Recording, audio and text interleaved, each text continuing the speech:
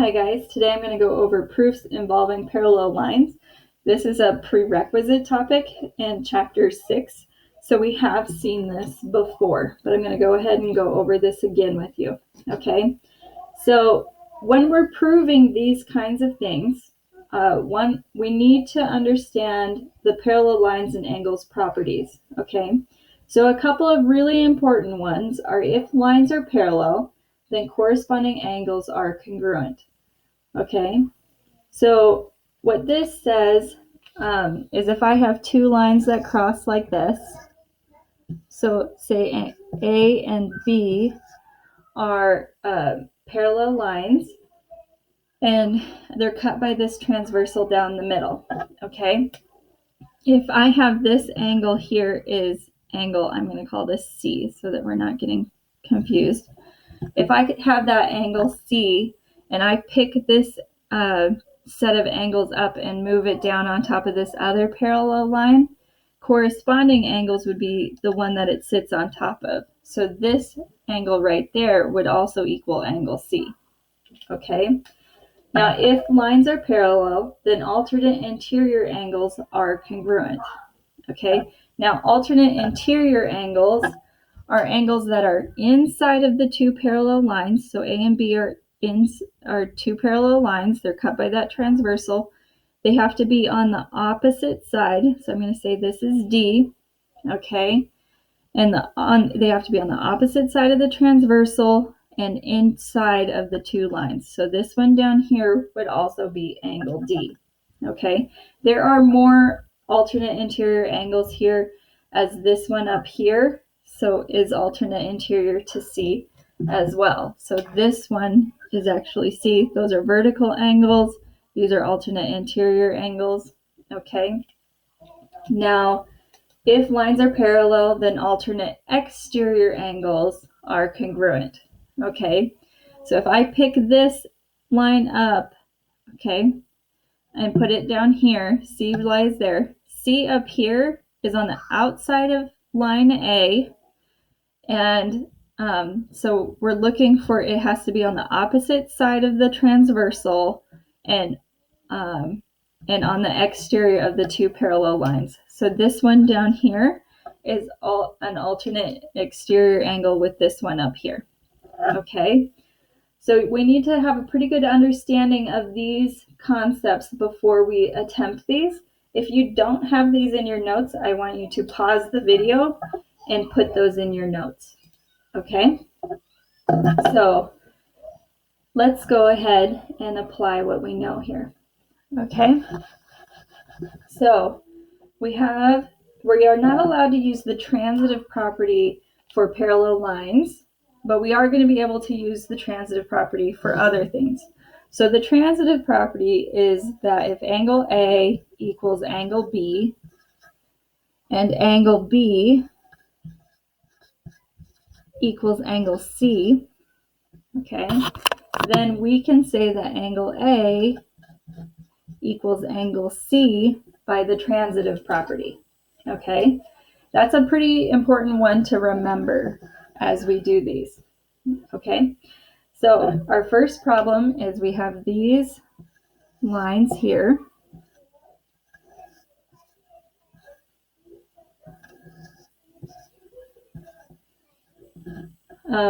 This is A, this is B, and this is C. They're cut by this line here, so that's the transversal. I have 7, 8, 5, 6, 3, and 4. I have 1 and 2 there. We are asked to prove that this line A is parallel to line C. Okay, we're given that C and B are parallel. Okay, and we're also given that angle 4 here equals angle 8. All right, so we're probably going to use either alternate interior angles to prove this, corresponding angles, or alternate exterior angles. Okay, so I can kind of see that if I pick up these set of angles in the middle here and put it on top of that one there, that 4 and 8 would be on top of each other. Okay. Now, we're told that B and C are parallel. Okay.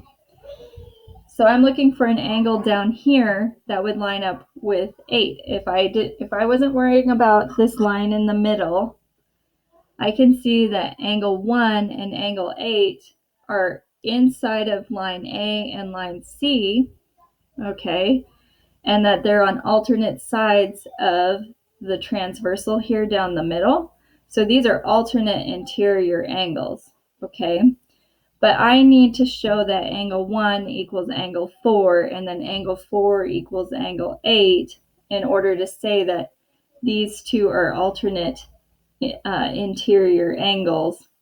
Okay, so we start with this first part that B and C are parallel lines. Okay, that tells us that angle 1 equals angle 4 because they're alternate interior angles. Okay, so angle 1 is congruent to angle 4 because if lines are parallel, then alternate interior angles are congruent. So if lines are parallel, then alternate interior angles are congruent. Okay, now we are told that angle 8 equals angle 4. Okay, so we're going to send that to the proof. Okay, now we know that by the transitive property that if angle 1 equals angle 4 and angle 4 equals angle 8, then we know that angle 1 equals angle 8. That's the transitive property. Okay, it's congruent to angle 8. Just combining these two lines and eliminating angle 4. Okay, so that is the transitive property. Okay, now that we have shown that angle 1 equals angle 8, we can see that they are alternate interior angles. They're on the inside of line A and on the inside of line C. Okay, and they are on opposite sides of the transversal that cuts those two lines. So they are alternate interior angles. Okay, so we can say that angle A, or not angle A, line A is parallel to line C because if alternate interior angles are congruent, then lines are parallel. Okay, and that would end our proof. So let's go ahead and do one more because each of these is going to look a little bit different. Okay, they're going to rearrange the lines to try to trick you. All right, so here I have this line QR on top, QR, and then they have this kind of funky little thing in the middle.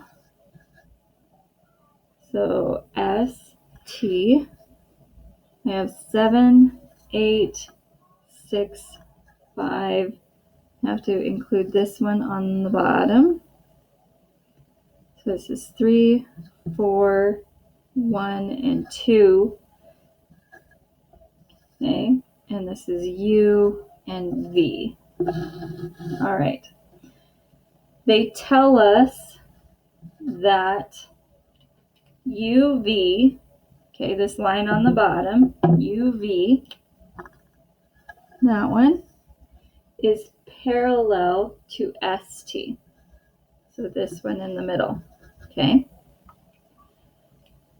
They tell us that angle 5 equals angle 6. So this is 5 and this is 6 and they are equal.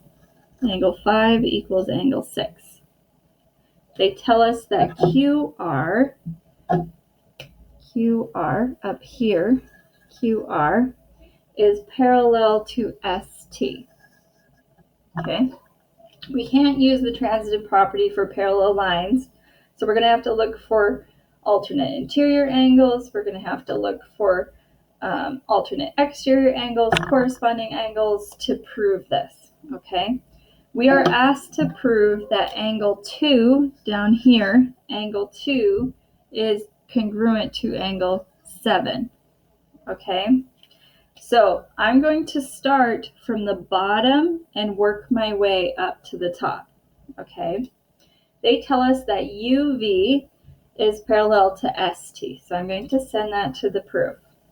They tell me, so because these two lines are parallel, if I were to pick this up and put it on top of this set of angles down here, I can see that 5 and 2 would be on top of each other.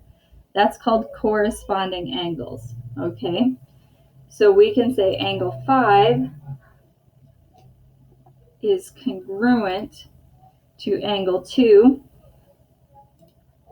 because if lines are parallel, then corresponding angles are congruent, okay? And we're going to validate that, okay? Now they tell me that angle 5 is congruent to angle 6. So I'm going to send that to proof. If angle 5 equals angle 6, then angle 2 also equals angle 6 by the transitive property. See, angle 5 is congruent to angle 2, angle 5 is congruent to angle 6. So we say angle 2 is congruent to angle 6, and this is from the transitive property. Okay, now let's move up to these other set of parallel lines and see what that tells us. So working my way from the bottom to the top. So I have QR is parallel to ST. Okay, I know that 7 and 6 are alternate interior angles. They are on opposite sides of this line that cut them, and they are inside of those two lines. So angle 7 is congruent to angle 6. And that is because if lines are parallel, then alternate interior angles are congruent. All right, validate that. Now, I know that angle 7 equals angle 6, but I also know that angle 6 equals angle 2. Therefore, I know that angle 7 equals angle 2 using the transitive property again. See up here in line 4, angle 2 is congruent to angle 6, and angle 6 is congruent to angle 7. That means that angle 2 must be congruent to angle 7. Okay, that's actually the last line, so I can send that to my proof. That's what we're trying to prove because of the transitive property. Just angle 2 equals angle 6, angle 7 equals angle 6, therefore angle 2 equals angle 7. Okay, and that is what we were asked to prove. Let me know if you guys have any questions on this topic.